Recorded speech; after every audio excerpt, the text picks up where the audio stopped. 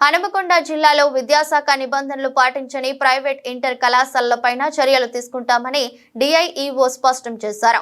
Inter board ఆదేశాల మేరకే 72 private inter కాలేజీలకు అనుమతులు ఇచ్చామని తెలిపారు. ప్రైవేట్ కళాశాలల యాజమాన్యం అధిక ఫీజుల వసూళ్లకు పాల్పడినట్లయితే విద్యార్థుల తల్లిదండ్రులు ఫిర్యాదు చేస్తే అట్టి కళాశాలపై చర్యలు తీసుకుంటామంటున్న హనుమకొండ జిల్లా డిఐఈఓ వేణుగోపాల్ తో వరంగల్ ప్రతినిధి Harikrishna face to face. Hanumakonda జిల్లా వ్యాప్తంగా ప్రైవేట్ కళాశాలలు ఎన్ని ఉన్నాయి, ప్రైవేట్ కళాశాలకు సంబంధించి కూడా పర్యవేక్షణ ఏ విధంగా కొనసాగుతోంది, అలాగే ఈ అకాడమీలకు సంబంధించి కూడా అనుమతులు ఎవరు ఇస్తారు, ఆ అకాడమీలకు సంబంధించి కూడా ఏ విధంగా పర్యవేక్షిస్తారనే విషయాలన్నిటికి సంబంధించి కూడా తెలుసుకోవడానికి మొత్తం పాటు హనుమకొండ జిల్లాకు సంబంధించిన డిఐఓ వేణుగోపాల్ వారితో మాట్లాడదాం. మొత్తంగా హనుమకొండ జిల్లా వ్యాప్తంగా ఎన్ని ప్రైవేట్ కాలేజీలు ఉన్నాయి, ఎన్నిటికీ అనుమతులు ఇచ్చారనేది అంశానికి సంబంధించి కూడా వారితో మాట్లాడే ప్రయత్నం చేద్దాం. సార్ చెప్పండి, హనుమకొండ జిల్లా వ్యాప్తంగా కూడా మొత్తంగా ఎన్ని ప్రైవేటు కాలేజీలు ఉన్నాయి, వాటికి సంబంధించి ఎన్ని కాలేజీలకు మీరు అనుమతులు ఇచ్చింది? ఇప్పటివరకు హనుమకొండ జిల్లాలో 72 జూనియర్ కాలేజ్కి అప్లికేషన్స్ ఇవ్వడం జరిగింది. అట్లాగే ఒక 2 కళాశాలలు మిక్స్డ్ ఆక్యుపెన్సీలు ఉన్నాయి, అవి బోర్డు పరిధిలో ఉన్నాయి, ఇంకా అప్లికేషన్ రాలేదు.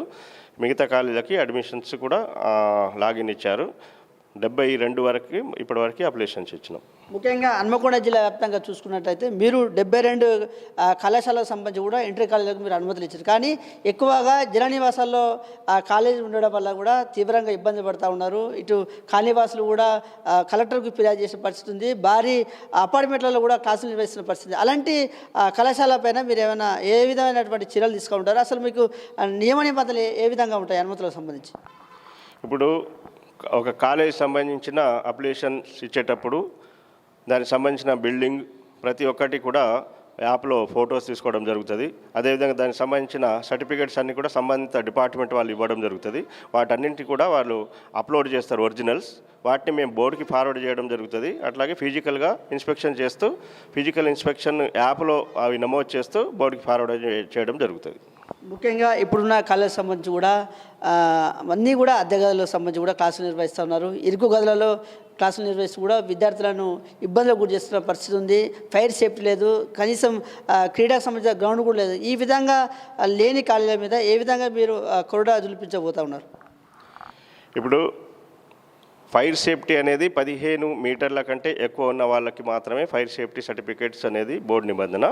దానికి తక్కువ ఉన్న కాలేజీలకి సెల్ఫ్ డిక్లరేషన్ తోటే నడుస్తుంది. అట్లాగే గ్రౌండ్స్ సొంత గ్రౌండ్ లేదా ఏదైనా వేరే కళాశాల లేదా స్కూల్ నుంచి అనుమతి పొందాలి. అక్కడ గ్రౌండ్ తప్పకుండా ఉంటేనే అనుమతి ఇవ్వడం జరుగుతుంది. అది ఖచ్చితంగా అప్లికేషన్ ఇచ్చేటప్పుడే వాటికి సంబంధించిన పర్మిషన్ లేదా సొంత గ్రౌండ్ ఉంటే దానికి సంబంధించిన డాక్యుమెంట్స్ అన్నీ కూడా మేము అందులో అప్లోడ్ చేస్తేనే అప్లికేషన్ వస్తుంది, లేకపోతే రాదు. కాబట్టి ప్రతి వారికి కూడా గ్రౌండ్ ఒరిజినల్గా వాళ్ళ సెల్ఫ్ గ్రౌండ్ ఉండవచ్చు, లేదా అద్దెకి ముఖ్యంగా వేరే వాళ్ళ పర్మిషన్ తోటి స్కూల్స్ కావచ్చు, జూనియర్ కాలేజ్కి సంబంధించిన గ్రౌండ్ అయినా ఖచ్చితంగా ప్రతి ఒక్క కాలేజ్కి ఉండవలసిందే. ముఖ్యంగా మీరు 72 కాలేజీ కూడా పర్మిషన్ ఇచ్చారు. అవి కొన్ని కోడికేషన్ పేరు ఉన్నాయి, కొన్ని ఎడ్యుకేషన్ పేరు ఉన్నాయి.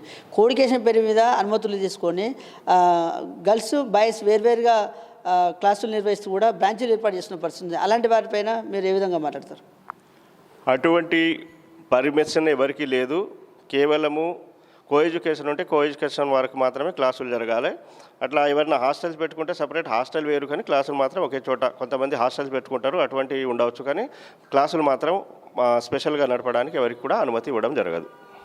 వరంగల్ జిల్లా వ్యాప్తంగా ఉన్నటువంటి ఏదైతే ప్రైవేటు సంబంధించిన ఇంటర్ కాలేజీలు ఉన్నాయో, ఇటు ఏదైతే విద్యాశాఖ నామ్స్ ప్రకారం అనుమతులు ఇచ్చాము, కొంత ఎవరైతే అనుమతులు లేకుండా ఇటు కాలేజీలు నిర్వహిస్తున్నారో వారిపైన కూడా మేము చర్యలు తీసుకుంటామని చెప్తున్నారు. ఏదైతే అధిక ఫీజులకు సంబంధించి కూడా ఏదైతే గతంలో ఏదైతే విద్యాహక్కు చట్టం సంబంధించి ఫీజుల నియంత్రణ చట్టం ఉందో దాని ప్రకారంగానే, దాని నామ్స్ ప్రకారంగానే ఫీజులు తీసుకో తప్ప అధిక ఫీజులు వసూలు చేస్తే మా దృష్టికి వస్తే మాత్రం అలాంటి కాలేజీలపైన కూడా ఏదైతే చర్యలు తీసుకుంటామని కూడా చెప్తున్నారు. ఇటు హనుమకొండ జిల్లా వ్యాప్తంగా ఉన్న అకాడమీలకు సంబంధించి కూడా మా పరిధిలోకి రావు, అది ఇంటర్ బోర్డుకు సంబంధించి పరిధి కాబట్టి దానికి సంబంధించి కూడా మేము ఏం మాట్లాడలేమంటూ కూడా చెప్తున్నారు. అయితే ఇటు ఇంటర్ బోర్డు ఫీజుకు సంబంధించి కూడా ఏదైతే జూనియర్ కాలేజీలు ఎవరైతే అధిక ఇంటర్ బోర్డుకు సంబంధించిన ఫీజులు ఎవరైతే వసూలు చేస్తున్నారో వారిపైన మేము కఠిన చర్యలు తీసుకుంటాము. ఇటు అధిక ఫీజులకు సంబంధించి కూడా విద్యార్థులకు సంబంధించి తల్లిదండ్రులు కూడా ఇటు ఫిర్యాదు చేస్తే వారిపైన మేము తప్పకుండా ఇటు జూనియర్ కాలేజీకి సంబంధించి కూడా కాలేజీలకు సంబంధించి కూడా మేము నోటీసులు ఇచ్చేందుకు కూడా మేము ముందుకు